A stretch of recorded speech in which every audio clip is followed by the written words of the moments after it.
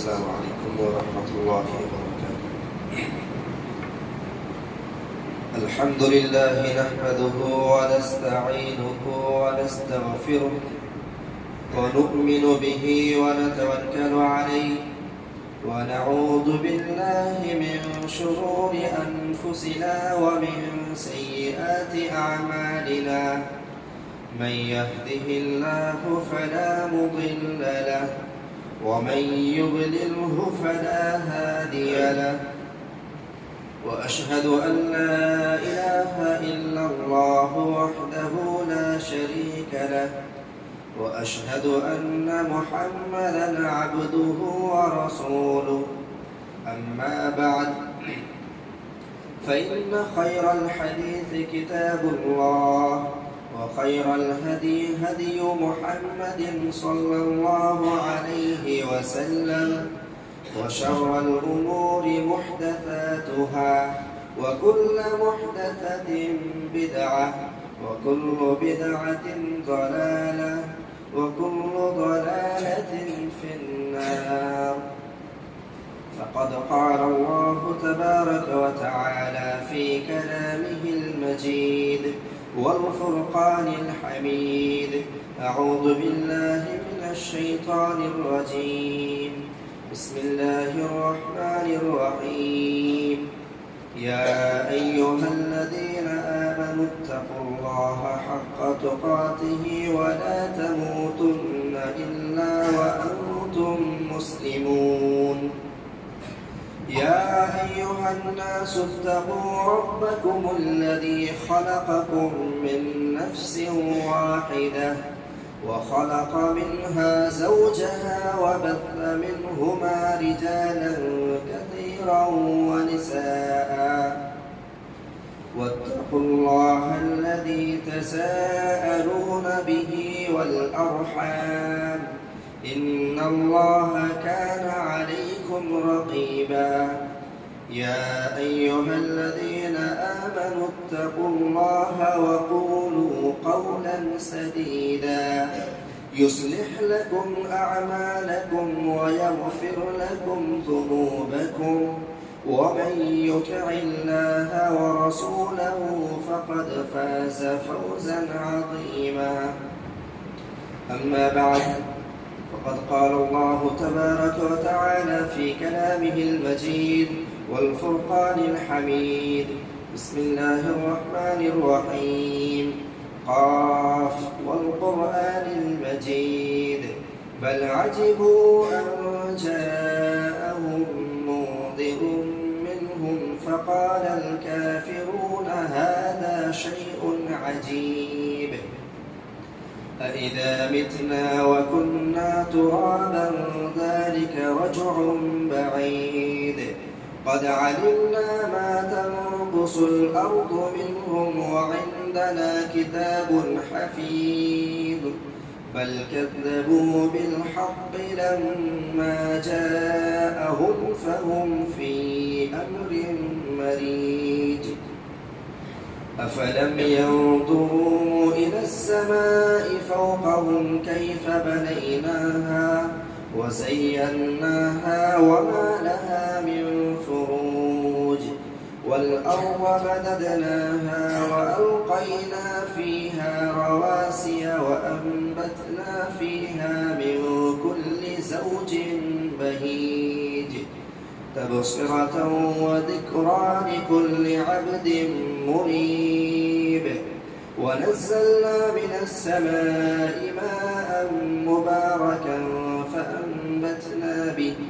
فأنبتنا به جنات وحب الحصيد والنخل باسقات لها طلع نضيد رزقا للعباد وأحيينا به بلدة ميتا كذلك الخروج.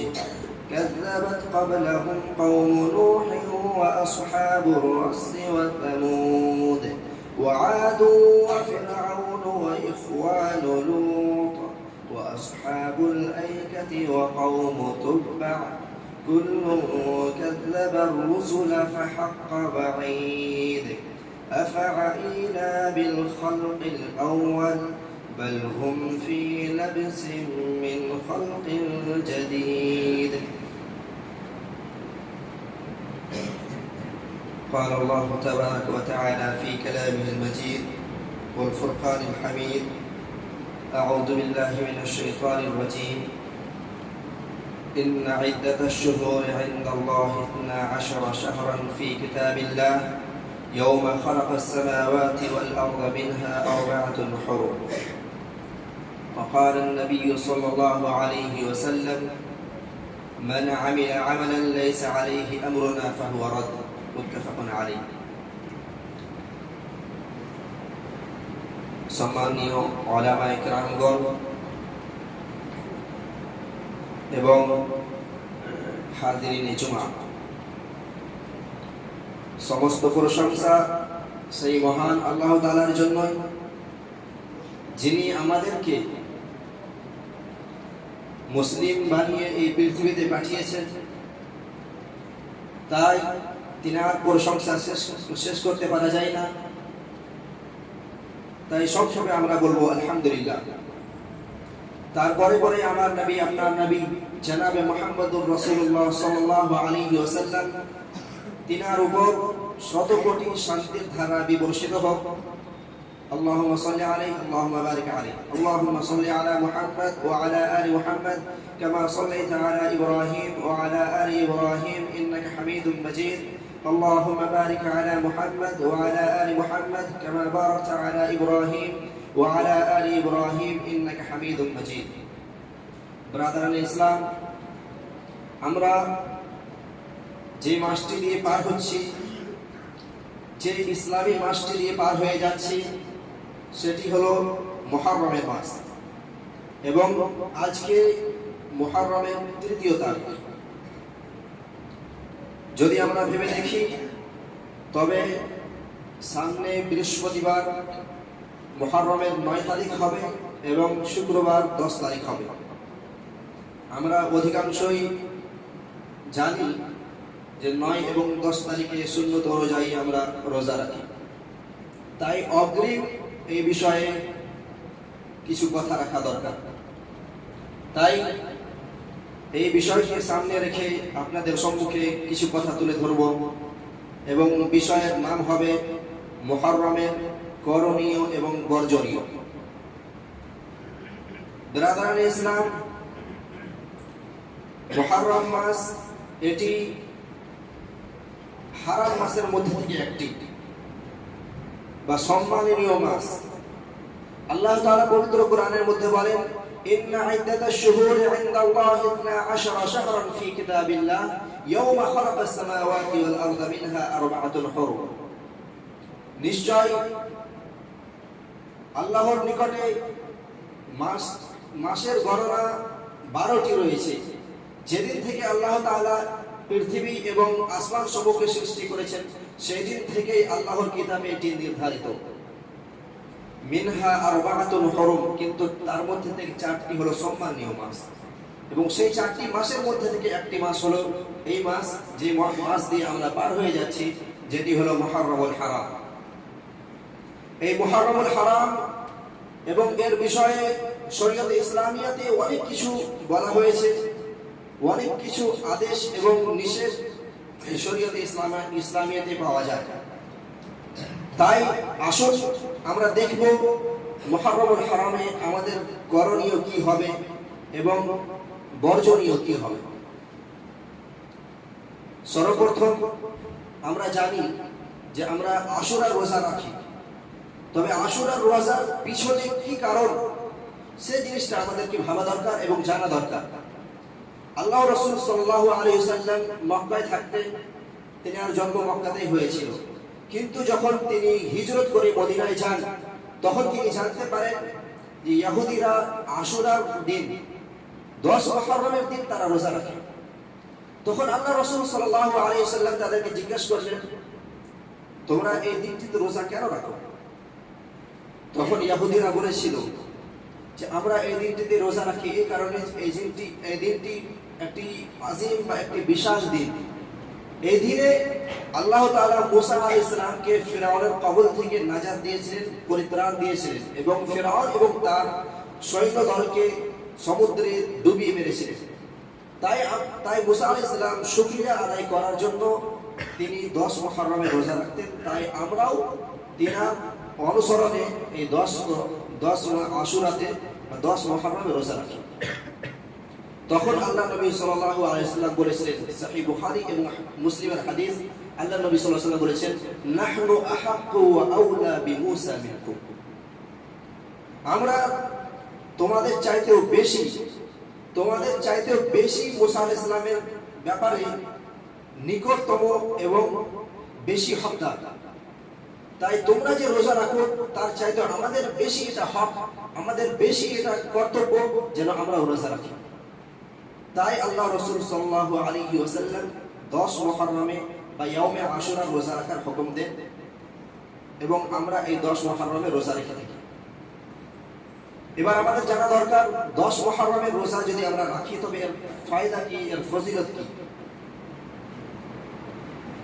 আল্লাহ রাসূল সাল্লাল্লাহু আলাইহি ওয়াসাল্লামকে জিজ্ঞেস করা হলো, সুবিলা রাসূলুল্লাহ সাল্লাল্লাহু আলাইহি ওয়াসাল্লাম আন সাওমি ইয়াউমি আশুরা ফাকাল ইউকাফিরু সানাত আল-মাদিয়া, সহিহ মুসলিমের হাদিস।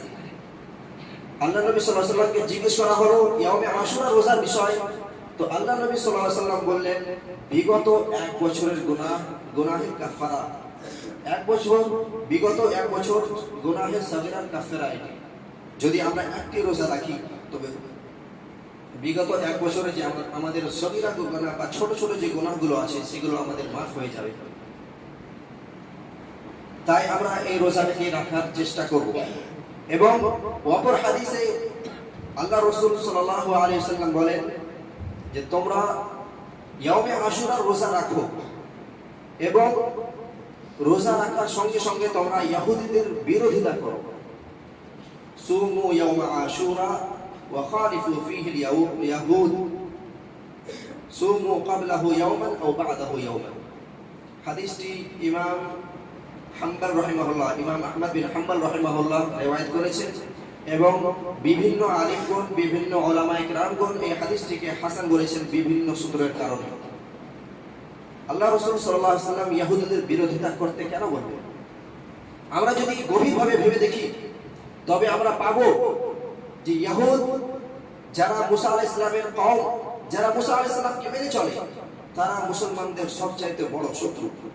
তাই প্রত্যেকটি ক্ষেত্রে আল্লাহ রাসূল সাল্লাল্লাহু আলাইহি ওয়াসাল্লাম আমাদেরকে ইহুদিদের মুখালিফাত করতে বলেছেন বা তাদের বিরোধিতা করতে বলেছেন।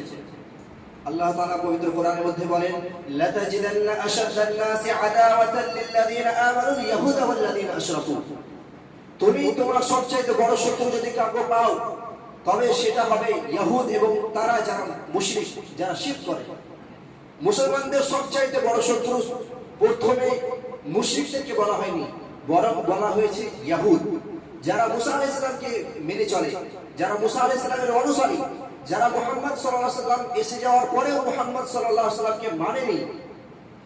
আল্লাহ তাআলা পবিত্র কোরআনে বলেছেন, যদি মুহাম্মদ সাল্লাল্লাহু আলাইহি ওয়াসাল্লাম কোন নবীর জীবনেও চলে আসেন তবে সেই নবীর কর্তব্য লা তুমিনুন্না বিহি ওয়া লা তানসুরুন্না, সেই নবীর কর্তব্য সেই নবী যেন মুহাম্মদ সাল্লাল্লাহু আলাইহি ওয়াসাল্লামকে মেনে নেন এবং সেই মুহাম্মদ সাল্লাল্লাহু আলাইহি ওয়াসাল্লামের সাহায্য করেন। যদি কোনো নবীর জীবনেও যদি আল্লাহ রাসূল সাল্লাল্লাহু আলাইহি ওয়াসাল্লামের আগমন ঘটে তবে সেই নবীরও এটা কর্তব্য তিনি যেন মুহাম্মদ সাল্লাল্লাহু আলাইহি ওয়াসাল্লামকে মেনে নেন। কিন্তু ইহুদিরা এতটাই মুসলমানের সঙ্গে শত্রুতা রাখে, যারা মুসা আলাইহিস সালামকে মেনে চলে তারা আল্লাহ রাসূলকে মানেনি এবং প্রত্যেকটি জায়গায়, সব জায়গায় মুসলমানদের শত্রুতা তারা সব সময় বজায় রাখে। এই কারণে আল্লাহ রাসূল সাল্লাল্লাহু আলাইহি ওয়াসাল্লাম তাদের বিরোধিতা করার প্রত্যেকটি জায়গায় আমাদেরকে তাদের বিরোধিতা করার জন্য আগ্রহ করেছে। তাই আল্লাহ রাসূল সাল্লাল্লাহু আলাইহি ওয়াসাল্লাম এখানে বললেন যে তোমরা আশুরা রোজা রাখো। যদি আমরা আশুরা অর্থাৎ 10 মুহররমের যদি রোজা রাখি এবং ইহুদিরাও রাখে, যদি তারা 10 মুহররমের রোজা রাখে এবং আমরাও রাখি তবে এখানে দেখা যাবে আমরা তাদের বিরোধিতা করছি না, বরং তাদের সঙ্গে চলছি। তাই আল্লাহ রাসূল সাল্লাল্লাহু আলাইহি ওয়াসাল্লাম বললেন তোমরা একদিন পূর্বে অথবা একদিন পরে আরেকটি রোজা রাখো, অর্থাৎ আমরা যদি দুইটি রোজা রাখি তো ইহুদিদের এখানে বিরোধিতা হয়ে যাবে এবং মুসা আলাইহিস সালাম যে রোজাটি রেখেছিলেন তিনার অনুগত্য বা অনুসরণও হয়ে যাবে। তাই আমরা নেকিটাও পেয়ে যাব এবং ইহুদিদের মুখালিফাত বা তাদের বিরোধিতাও হয়ে যাবে। তাই আল্লাহ রাসূল সাল্লাল্লাহু আলাইহি সাল্লাম বললেন, তোমরা 10 তারিখের সঙ্গে সঙ্গে 9 তারিখ কিংবা 11 তারিখেও রোজা রাখো। এবার আমাদের লক্ষ্য করা দরকার 10 তারিখ আমরা রোজা রাখবো, তার সঙ্গে আল্লাহ রাসূল 9 এবং 11তে রোজা রাখতে বললেন। তবে কোনটি বেশি উত্তম? আল্লাহ রাসূল সাল্লাল্লাহু আলাইহি সাল্লাম নিজের জীবনে এই কথাটি বলেছিলেন, যদি আমি সামনে বছর জীবিত থাকি, যদি আমি সামনে বছর জীবিত থাকি তবে আমি 9 আশুরা 9 মুহররমে রোজা রাখবো। আল্লাহ রাসূল সাল্লাল্লাহু আলাইহি সাল্লামের এটি আশা ছিল, যদি আমি সামনে বছর জীবিত থাকি তবে 9 মুহররমে রোজা রাখবো এবং 10 মুহররমে রোজা রাখবো। এটি সহিহ মুসলিমের হাদিস। কিন্তু আল্লাহ রাসূল সাল্লাল্লাহু আলাইহি সাল্লাম পরের বছর আসার পূর্বে তিনি ইন্তেকাল করে যান। তাই যদি আমরা এই জিনিসটাতে ভালোভাবে লক্ষ্য করি তবে বোঝা যাবে যে আমরা 9 এবং 10 তারিখে যদি রোজা রাখি তো সেটাই বেশি গ্রহণযোগ্য বা সেটাই বেশি সুন্নতের নিকটবর্তী হবে। আল্লাহ রাসূল সাল্লাল্লাহু আলাইহি সাল্লাম বলেন, ফাইদা কানা আল-আমুল মুকবিল ইনশাআল্লাহ লা আসুমান্না তাসিআ। সহিহ মুসলিমের হাদিস, যদি আমি সামনের বছর জীবিত থাকি তবে আমি 9 মুহররমে রোজা রাখবো। তাই আমরা ইহুদিদের বিরোধিতা করার জন্য 9 এবং 10 তারিখে রোজা রাখবো এবং এই রোজার ফজিলত এটাই হবে যে আমরা বিগত 1 বছরের গুনাহের কাফারা পেয়ে যাব। এটি হলো মুহররম মাসের কিছু সুন্নত বা করণীয় যেগুলো আমরা করব। আল্লাহ রাসূল সাল্লাল্লাহু আলাইহি ওয়াসাল্লাম যেগুলো করতে আমাদের নির্দেশ দিয়েছেন। এবং এই মুহররম মাসকে নিয়েও আরো অনেক কিছু জড়িত রয়েছে যেগুলো আমাদের জানা দরকার বা আমরা অনেকেই জানি। এই মুহররম মাসের 10 তারিখে কারবালাও হয়েছে।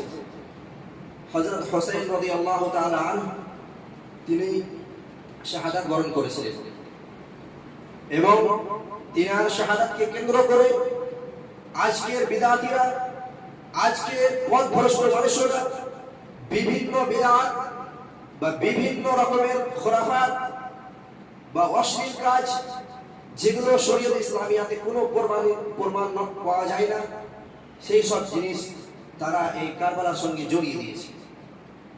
এটি বোঝার জন্য আমাদেরকে সংক্ষেপে ইসলামী তারিখ জানতে হবে। আমরা ভালোভাবে জানি যে হযরত আলী রাদিয়াল্লাহু তাআলা আনহু ইনি আল্লাহ রাসূলের অনেক নিকটবর্তী ছিলেন। ইনি আল্লাহ রাসূলের জামাতাও ছিলেন এবং চাচাতো ভাইও ছিলেন। আর ইনার অনেক ফজিলত কোরআন হাদিসের মধ্যে এসেছে। কিন্তু আমরা যদি ভালোভাবে দেখি বা যদি জানি তবে আমাদের জন্য এটা স্পষ্ট হবে যে তৃতীয় খলিফা হযরত আলীকে বানানো হয়নি, বরং হযরত ওসমান রাদিয়াল্লাহু আনহুকে বানানো হয়েছিল। এখানে যদি কোনো মানুষকে বলা যায় যে ব্যক্তি আল্লাহর রাসূলের বেশি নিকটবর্তী, সেই মানুষকে বাদে যদি অন্য মানুষকে খলিফা বানানো যায় তবে অনেক মানুষ এটাই বলবে যে হ্যাঁ, এটা ইনসাফ নয়। যিনি আল্লাহর রাসূলের বেশি নিকটতম তিনাকে তো খলিফা হওয়া দরকার ছিল, উসমানকে খলিফা হওয়ার দরকার ছিল না। এই প্রসঙ্গকে কেন্দ্র করে, এই প্রসঙ্গকে নিয়ে আব্দুল্লাহ বিন সাবা ইহুদি যে রাইসুল মুনাফিকিন ছিল, মুনাফিকদের সর্দার, সে এই তথ্যটিকে মানুষের সামনে প্রচার করতে শুরু করলো।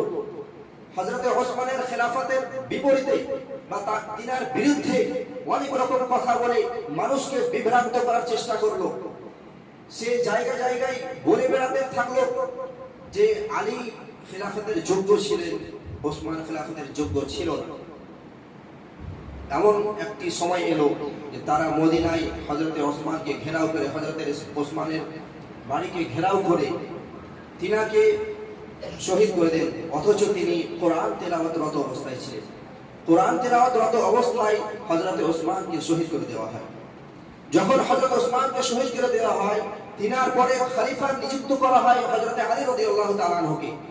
এবং যখন তিনাকে খলিফা নিযুক্ত করা হয় তখন সমস্ত সাহাবী, বেশিরভাগ সাহাবী তিনারা বলেছিলেন যে উসমানকে যারা মেরেছে, যারা উসমানের হত্যাকারী, তাদের সঙ্গে তাদের কাছে আমাদের ইনসাফ চাই। তারা যে উসমানকে মেরেছে, উসমানকে শহীদ করেছে, তাদের হিসাব হওয়া দরকার। সাহাবাগণ এটা চেয়েছিলেন এবং আলী রাদিয়াল্লাহু তাআলা আনহু এটাই চাইছিলেন যে হ্যাঁ, তাদের কাছ থেকে হিসাব হবে বা তাদের কাছে বদলা নেওয়া যাবে, কিন্তু তিনি রাষ্ট্রকে আগে মজবুত করতে চেয়েছিলেন। আলী রাদিয়াল্লাহু তাআলা আনহু কেবলমাত্র খলিফা হয়েছিলেন, বিভিন্ন সাহাবী তাৎক্ষণিক তিনারা ফয়সালা চাইছিলেন, কিন্তু আলী রাদিয়াল্লাহু তাআলা আনহু চাইছিলেন যে ফয়সালা তো হবে, কিন্তু আমি এখনই খলিফা হলাম, তো আমার জন্য কর্তব্য এটা, আমি যেন রাষ্ট্রকে মজবুত করি, এবং রাষ্ট্রকে যদি মজবুত করি তবে দণ্ড বা সাজা কার্যকর হবে। তো এখানে সাহাবীদের মধ্যে কোনো মতভেদ ছিল না, তিনাদের মধ্যে মতভেদ ছিল না, শুধু এতটুকু মতভেদ ছিল তিনাদের মতের মধ্যে বা তিনাদের ভাবনার মধ্যে। সাহাবাগণ চাইছিলেন যে তাৎক্ষণিক বদলা নেওয়া যাক, এবং আলী রাদিয়াল্লাহু তাআলা আনহু চাইছিলেন যে রাষ্ট্রকে মজবুত করার পরে বদলা নেওয়া হবে।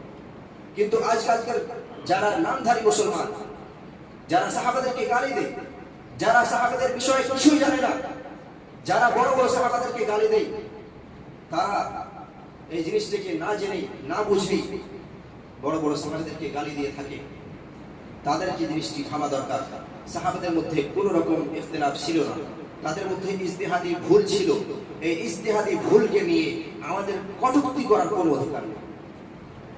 যখন আলী রাদিয়াল্লাহু তাআলা আনহু খলিফা হলেন এবং বিভিন্ন সাহাবা যখন এটির মত পেশ করলেন যে বদলা নেওয়া হোক, তখন তিনাদের মধ্যে এটাও প্রমাণ হয়ে গিয়েছিল বা তিনারা এই কথায় রাজি হয়ে গেছিলেন বা তিনাদের মধ্যে সমঝোতা হয়ে গিয়েছিল, প্রায় সমঝোতা হয়ে গিয়েছিল। কিন্তু যারা বাগী ছিল, যারা মুসলমানদেরকে শেষ করতে চেয়েছিল, তারা দেখলো যদি মুসলমানরা আপসের মধ্যে মিলে যায়, তারা যদি আবার নিজেদের ধর্মে ফিরে আসে বা নিজেদের একতায় ফিরে আসে, তবে আমাদের চাল তো নিরর্থক হয়ে যাবে, আমাদের চাল তো কামিয়াব হবে না। তখন তারা কি করলো, উভয় পক্ষের উপর হামলা করে একে অপরকে আবার লড়িয়ে দেয় এবং এই লড়াই শুরু হয়ে যায়, আর এই লড়াইকে জঙ্গে জামাল বলা হয়। তারপরে হযরতে মুআবিয়া রাদিয়াল্লাহু তাআলা আনহু, যিনি শামের গভর্নর ছিলেন, তিনাকে হটানোর জন্য বা তিনার মাযুরির জন্য যারা বাগী ছিল, তারা আলী রাদিয়াল্লাহু তাআলা আনহুকে দরখাস্ত করেন যে মুআবিয়াকে তার পদ থেকে হটিয়ে দেওয়া হোক। কিন্তু মুআবিয়া রাদিয়াল্লাহু তাআলা আনহু জানতেন, যদি আমি আমার পদত্যাগ করি, তবে যারা আলী রাদিয়াল্লাহু তাআলা আনহুর সঙ্গে আছে একরূপে এবং অন্য রূপে তারা সঙ্গে নেই, উপর তারা সঙ্গে আছে। মুআবিয়া এই জিনিসটি জানতেন, যদি আমি এই দায়িত্ব ছেড়ে দিই, নিজের পদত্যাগ করে দিই, তবে যারা আলীর সঙ্গে আছে তারা আলীকে এমন ভাবে ঘুরাবে যে আলী রাদিয়াল্লাহু তাআলা আনহু বাঁচার কোনো পথ পাবেন না। তাই মুআবিয়া রাদিয়াল্লাহু তাআলা আনহু তিনার পদত্যাগ করেননি। ফলে মুআবিয়া রাদিয়াল্লাহু তাআলা আনহু এবং আলী রাদিয়াল্লাহু তাআলা আনহু দুইজনের মধ্যে আবার যুদ্ধ সৃষ্টি হয়, এবং সেই যুদ্ধকে আমরা জঙ্গে সিফফিন বলে জানি, সিফফিনের যুদ্ধ। এবং সিফফিনের যুদ্ধ শেষ হওয়ার পরে দুই পক্ষ থেকে এই কথাটি ভেসে আসে যে আমাদের মধ্যে কোনো একটি জিনিস সালিস বা হাকাম তৈরি হোক, বা আমাদের মধ্যে ফয়সালা হবে কোরআনের দ্বারা। তখন উভয় পক্ষের এই কথার কারণে তিনাদের মধ্যে কোরআন দ্বারা ফয়সালা করা হয়। যখন কোরআনের দ্বারা ফয়সালা করা হয়ে যায়, তখন আলী রাদিয়াল্লাহু তাআলা আনহুকে যারা মানত, তারা আবার আলীর সামনে বলল যে আপনি তো কোরআন বাদ দিয়ে মানুষের কথাই চলছেন।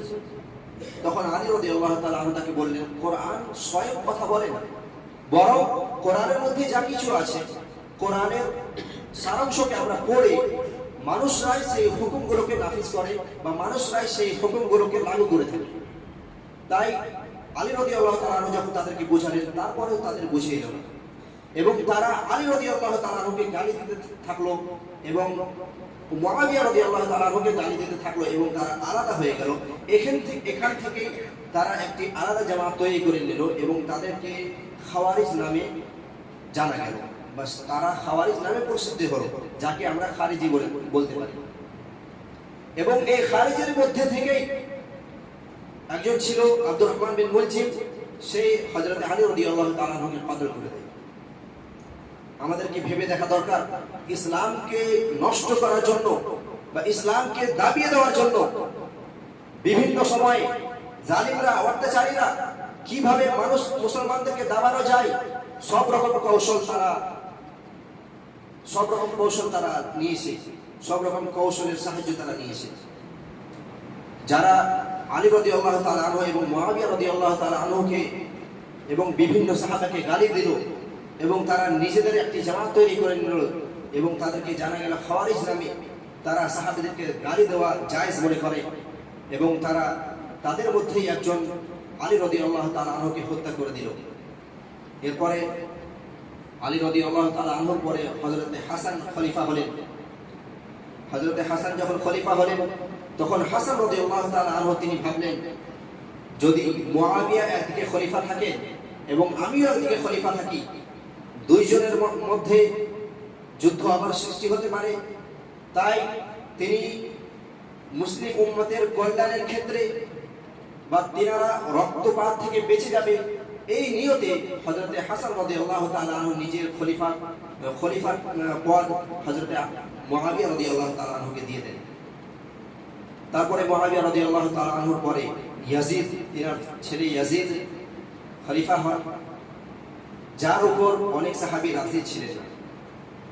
ইয়াজিদের খলিফা হওয়ার পরে আমরা দেখতে পাই, যদি আমরা তারিখ বা ইসলামী তারিখ পড়ি তবে আমরা জানব যে ইয়াজিদের খলিফা হওয়ার পরে যখন বিরোধীরা হাসান রাদিয়াল্লাহু তাআলা আনহু দ্বারা কিছু করতে পারলো না, যারা মুসলিম জাতিকে নিচু করতে পারলো না, দেখলো এক সময় মুসলমানরা আবার সশক্ত হয়ে গেছে, তখন তারা হাসানের দ্বারা যখন কিছু করতে পারলো না, তখন তারা নিজেদের কুকামনা বা নিজেদের কুবাসনা পূর্ণ করার জন্য তারা হোসেন রাদিয়াল্লাহু তাআলা আনহুকে স্বীকার করলেন। তারা হোসেন রাদিয়াল্লাহু তাআলা আনহুর কাছে, কুফাবাসীরা হোসেন রাদিয়াল্লাহু তাআলা আনহুর কাছে বিভিন্ন চিঠি পাঠাতে থাকলেন এবং তিনাকে বললেন, আপনি আসুন এবং আপনি আমাদের নেতৃত্ব করুন। হযরত হোসেন রাদিয়াল্লাহু তাআলা আনহু কুফা যাওয়ার পূর্বে তিনি তিনার ভাইকে, মুসলিম বিন আকিল যিনার নাম ছিল, তিনাকে বললেন, তুমি যাও এবং সেখানে গিয়ে দেখো সেখানকার মাহৌল বা সেখানকার আবহাওয়া কেমন। তারপরে হযরত হোসেন রাদিয়াল্লাহু তাআলা আনহু কারবালাতে গেলেন। কারবালাতে যাওয়ার পরে যারা কুফাবাসীরা, যারা হোসেন রাদিয়াল্লাহু তাআলা আনহুকে প্রতিশ্রুতি দিয়েছিলেন, তিনাকে ডেকেছিলেন, তারা ইয়াজিদের ভয় বা ইয়াজিদের যে রাজত্ব ছিল তাদের ভয়ে তারা হোসেন রাদিয়াল্লাহু তাআলা আনহুর সঙ্গ ছেড়ে দেন।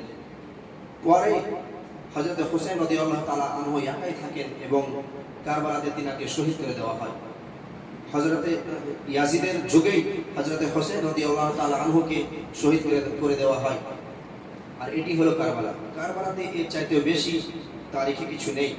কিন্তু যদি আজকে আমরা ভেবে দেখি বা আমরা যদি চারিপাশে দেখি, বিভিন্ন ধর্মের লোকেরা বা বিশেষ করে শিয়ারা, যারা ইয়া হোসেন, যারা ইয়া আলী নারা লাগাতে থাকে, যারা উঠতে বসতে ইয়া আলী মাদাদ বা ইয়া হোসেন ইয়া আলী এসব নারা লাগাতে থাকে, তারা বিভিন্ন ধরনের বিদআত সৃষ্টি করে দিয়েছে। ইসলামকে যে পরিষ্কার পরিচ্ছন্ন ইসলাম ছিল, যারা মুসলিম ছিল তাদেরকেও নিজেদের দিকে আকৃষ্ট করতে থাকছে। এই বিদআতের ভয়াবহতা প্রচন্ড। তারা এই 10 মুহররমে অনেক রকম বিদআত করে থাকে। তার মধ্যে থেকে চেঁচামেচি করা, চিল্লে ইয়া হোসেন করা, ইয়া হোসেনের নারা লাগানো, তার সাথে সাথে সাহাবাদেরকে গালি দেওয়া, এমনকি যাদের কোনো গুনাহ নেই, যারা গুনাহ থেকে অনেক দূরে, তাদেরকেও গুনাহগারদের অন্তর্ভুক্ত করা, এমনকি সাবিকিন আওয়ালিনদেরকে গালি দেওয়া, এই সব কাজ তারা করে থাকে। শুধু এখানেই শেষ নয়, তারা কাঠের কবর তৈরি করে এবং সেটাকে রঙিন করে হুসাইনের মাজার বলে দাবি করে, এবং আরেকটি কাঠের কবর তৈরি করে এবং সেটাকে তাজিয়া বলে থাকে, এবং ছোট ছোট বাচ্চাদেরকে গোলাপি রঙের কাপড় বা সবুজ রঙের কাপড় পরিয়ে দিয়ে তাদেরকে হুসাইনের ফকির বলে তাদেরকে পরিচয় দেয়। এই রকম বিভিন্ন ধরনের ফিতনা, বিভিন্ন ধরনের বিদআত তারা এই সমাজে প্রচলন করে দেয়। এই সমস্ত জিনিস যার মধ্যে এসব যা কিছু তারা করে থাকে, এর একটিও প্রমাণ কোরআন এবং হাদিস থেকে পাওয়া যায় না, বা কোনো সাহাবা বা কোনো তাবিঈনের তরফ থেকে পাওয়া যায় না। তবে আজকে তুমি কোথায় পেলে এই জিনিসটা? হোসেন রাদিয়াল্লাহু তাআলা আনহু, তিনার কারবালার সঙ্গে কোনো সম্পর্ক নেই। কোন হিসাবে আজকের যে কারবালা মানানো হচ্ছে, আজকের কারবালার সঙ্গে হযরতে হোসেন রাদিয়াল্লাহু তাআলা আনহুর কোনো সম্পর্ক নেই। কারবালাতে ততটুকুই, এর পূর্বে আমি যতটুকু আপনাদের সম্মুখে বয়ান করলাম, হযরতে হোসেনকে দেখা গেলে তাদেরই বাপদাদারা মেরেছিল। হযরতে হোসেনকে তাদেরই বাপদাদারা শহীদ করে শিয়ানে আলী বা কুফাবাসীরা বা ইয়াজিদের কালে যারা অন্যায়কারী ছিল, তারা হযরতে হোসেনকে মেরেছিল, এবং হযরতে হোসেনকে মারার পরে আজকে তোমরা এরকম বিদআত চালু করে দিয়েছো। তবে এর দলিল কোথায় পেলে? কোনো প্রমাণ ছাড়াই এই সমস্ত বিদআত আমাদের সামনে প্রচলিত, আর আজকে আমরা এই জিনিসটা দেখছি সামনে, কিন্তু আমরা মুসলমান এগুলো দেখা সত্ত্বেও আমাদের অন্তর কিভাবে এই জিনিসটাকে মেনে নেবে? আল্লাহ রাসূল সাল্লাল্লাহু আলাইহি ওয়াসাল্লামের হাদিস, মান রাআ মিনকুম মুনকারান ফালিয়ুগাইয়িরহু বিয়াদিহি ফাইন লাম ইস্তাতি' ফাবিলিসানি ওয়া ইন লাম ইস্তাতি' ফাবিকলবি ওয়া যালিকা আযআফুল ঈমান। হাদিসটির উপর গৌর করবেন, লক্ষ্য করবেন। যদি কোনো ব্যক্তি কোনো খারাপ কাজ দেখে, যদি তার সমর্থ থাকে, তবে সে নিজের হাতের দ্বারা সেটিকে শেষ করে দেবে। যদি তার সমর্থ না থাকে, তবে সে নিজের জবান দ্বারা, নিজের মুখ দ্বারা সেটিকে শেষ করে দেয়। আর যদি সেটাও তার সমর্থ না থাকে, তবে সে যেন অন্তর থেকে এটাকে ঘৃণা করে। আজকে কারবালা হয়, কারবালায় বিভিন্ন রকমের বিদআত হয়, সুন্নতের বিপরীত কাজ হয়, আর আজকে আমরা মুসলমান সেই কারবালাতে গিয়ে হাজির হয়ে যায়। অনেক জায়গায় আপনি দেখবেন যেখানে কারবালা খেলে, অনেক মুসলমান যারা নিজেকে আহলে হাদিস দাবি করেন, তারাও সেখানে সেই খেলাকে দেখতে চলে যাবে। আর আল্লাহ নবী কি বলছেন? যদি কোনো খারাপ কাজ হয়, সেই খারাপ কাজকে যদি আমরা হাত দিয়ে, নিজের হাত দিয়ে বা নিজের জবান দিয়ে যদি সেটাকে থামাতে না পারি, কমসে কম আমাদের অন্তরে সেটা প্রতি ঘৃণা হওয়া দরকার। ঘৃণা কখন হবে? যখন আপনি দেখতে যাবেন না, কিন্তু আপনি সেটাকে আরো দেখতে যাচ্ছেন, তারা খেলছে, আপনি খুব মজা নিয়ে দেখছেন, তো আপনাকে ভাবা দরকার ঈমান। যদি অন্তর থেকে আপনি ঘৃণা করতে পারেন, তো এটা হলো সবচাইতে ঈমানের নিম্ন দরজা। আর যদি আপনার মধ্যে এই জিনিসটা না আসে, তবে আপনাকে আমাকে ভাবা উচিত যে আপনার এবং আমার ঈমান কোথায়।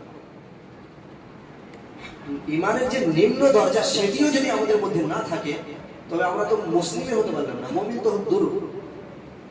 এই জিনিসটা আমাদের ভাবা দরকার।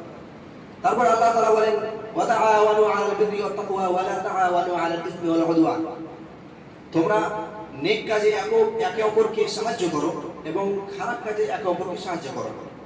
কিন্তু আমরা যদি ভিড়ভাড় করি, আমরা মুসলমানরা যদি সেই সব জিনিস দেখতে যাই, তো তারা আরো বেশি উৎসাহিত হবে।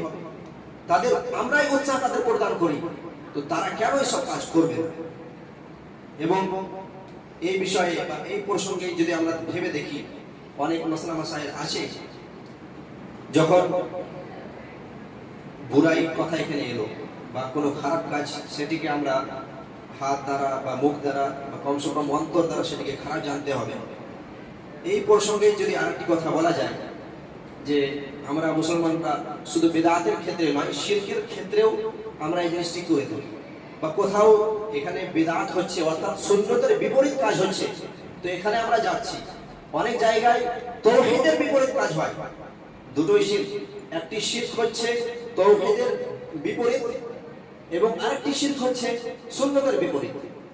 তাওহীদের বিপরীত শিরক যেটা আল্লাহর সঙ্গে হবে, এবং সুন্নতের বিপরীত শিরক যেটা আল্লাহর রাসূলের সঙ্গে হবে, যেটাকে বিদআত বলে আমরা জানি। তো মুহররমের সঙ্গে যে বিদআতগুলো জড়িত সেগুলো তো সুন্নতের সঙ্গে শরীক হচ্ছে। এবং আমরা যদি দেখি অনেক সময় আপনারা হয়তো অনলাইন শপিং করে থাকেন, অনলাইন শপিং করার সময় আমরা দেখি যে যখন কালী পূজার সময় আসে বা হিন্দুদের বিভিন্ন উৎসবের সময় আসে তখন অফার চলে। কালী পুজোর সময় আমরা যে প্রোডাক্টটা 1000 টাকায় কিনতাম সেটা 800 টাকায় পাওয়া যাবে, 600 টাকায় পাওয়া যাবে, এরকম একটা অফার আসে। আমরা মুসলমান, আমরা নিজেকে আহলে হাদিস দাবি করি এবং আমরা এই আশাই করি যখন কালী পুজো আসবে তখন আমরা সেই প্রোডাক্টটি খরিদ করব বা সেটি আমরা ক্রয় করব। ভাবতে পারছেন আপনি, কালী পুজোয় আল্লাহর সঙ্গে শরীক করা হবে, তাওহীদের বিপরীত কাজ করা হবে, এবং আমি আপনি মুসলিম নিজেকে আহলে হাদিস দাবি করি আর আমরা এই আশায় থাকি যে কালী পূজা হবে, কালী পূজার অপেক্ষা করি এবং সেই কালী পূজায় আমরা নিজের পণ্য কিনবো যেন আমরা সস্তা দামে পেয়ে যাই। এখান থেকে তো আমরা এটাই বুঝতে পারি নিজের ঈমানকে আমরা সস্তা দামে বিক্রি করে দিচ্ছি। আমরা কেমন মুসলমান আমাদের ভেবে দেখা দরকার। আল্লাহ তাআলা বলছেন ওয়া তাআওয়ানু আলাল বিররি ওয়াত তাকওয়া ওয়া লা তাআওয়ানু আলাল ইসমি ওয়াল উদওয়ান, তোমরা নেক কাজে ভালো কাজে একে অপরকে সাহায্য করো, খারাপ কাজে নয়। কিন্তু আমরা আজকাল দুনিয়াতে যত রকম বিদআত, যত রকম শিরক পাওয়া যাচ্ছে, যদি এক তরফ থেকে আমরা দেখি তবে আমরা মুসলিমরা বা আমরা মুমিনরা যারা নিজেদেরকে আহলে হাদিস দাবি করি আমরাই তাদেরকে চেষ্টা করতে, তাদেরকে আরো প্রসারিত করি বা তাদেরকে আরো প্রমোট করি। এই সব জিনিসগুলো আমাদের ভেবে দেখা দরকার। এই ছিল মুহররমকে নিয়ে কিছু করণীয় এবং বর্জনীয়। কিন্তু এখানে আরেকটি জিনিস মনে রাখা দরকার যে হোসেন রাদিয়াল্লাহু তাআলা আনহুকে নিয়ে যে সমস্ত বিদআত আজকে প্রচলিত, জিনিসটি ভেবে দেখা দরকার। হযরত হোসেন রাদিয়াল্লাহু তাআলা আনহু তিনি কোনোদিন চাননি যে তিনি আরেকটি মাযহাব বা আরেকটি ধর্ম তৈরি করবেন, বা তিনি শুধু কুফা শুধু নিজের রাজনৈতিক লাভের জন্য যাননি, বা তিনি এটাও বলেননি যে আমাকে নিয়ে তোমরা মাতম করো বা আমাকে নিয়ে তোমরা এরকম কিছু করে থাকো। এইসব জিনিসও তিনি বলেননি বা এর নির্দেশ দেননি। তবে যারা এইসব কাজ করে থাকে তাদেরকে এই জিনিসগুলো ভেবে দেখা দরকার এবং আমাদেরকেও ভেবে দেখা দরকার যে আমাদের আশেপাশে, আমাদের চারিপাশে বিভিন্ন ধরনের যে বিদআত ছড়িয়ে আছে, সেই বিদআতকে আমরা কিভাবে খণ্ডন করতে পারবো, কিভাবে সেগুলো আমরা শেষ করতে পারবো, সেই চেষ্টায় আমাদের থাকতে হবে। এই চেষ্টায় নয় যে বিদআতগুলো হবে, শিরকগুলো হবে এবং আমরা গিয়ে দেখবো, এই চেষ্টাই নয়। তাই আমাদের কর্তব্য আমরা ইসলামী শরিয়তকে বা ইসলামী তারিখকে সঠিকভাবে বুঝবো। ইসলাম আমাদের কি শিক্ষা দেয়, আল্লাহ রাসূল আমাদের কি শিক্ষা দিয়েছেন, সেই সব জিনিস আমাদেরকে মেনে চলতে হবে এবং সেই অনুযায়ী আমাদের ঈমানকে মজবুত করতে হবে। সাহাবাদেরকে যারা গালি দেয় তাদের থেকে কিভাবে বিরত থাকতে হবে এবং সাহাবাদের প্রশংসা, তিনাদের গুণগান করতে হবে বা তিনাদেরকে গালি দেওয়া থেকে বাঁচতে হবে। যারা গালি দেয় তাদের সঙ্গে কিভাবে তাদেরকে জবাব দিতে হবে, এই সমস্ত জিনিস নিয়ে আমাদেরকে ভাবতে হবে। কিন্তু এই সমস্ত জিনিস নিয়ে কখনোই আমাদেরকে কি করতে হবে না যে আমরা কোথাও বিদআত হচ্ছে, কোথাও শিরক হচ্ছে, সেখানে গিয়ে আমরা দাঁড়িয়ে থাকবো, সেখানে গিয়ে মজা করব এবং সেখানে গিয়ে আমরা এনজয় করব। এই সমস্ত জিনিস আমাদেরকে ভেবে দেখা দরকার এবং আমাদের এটাও ভেবে দেখা দরকার যে আমাদের ঈমানের অবস্থা কি হবে যদি আমরা বিদআত এবং শিরককে প্রমোট করি। তাই আমরা সবসময় চেষ্টা করব যেন আল্লাহ তাআলা আমাদেরকে সঠিক ইসলামের মধ্যে রাখেন এবং আমরা সমস্ত রকম পাপ বিদআত থেকে বেঁচে থাকতে পারি, তারই চেষ্টা করতে হবে এবং আল্লাহ তাআলার কাছে দোয়া করতে হবে। ওমা আলাইনা ইল্লাল্লাহ।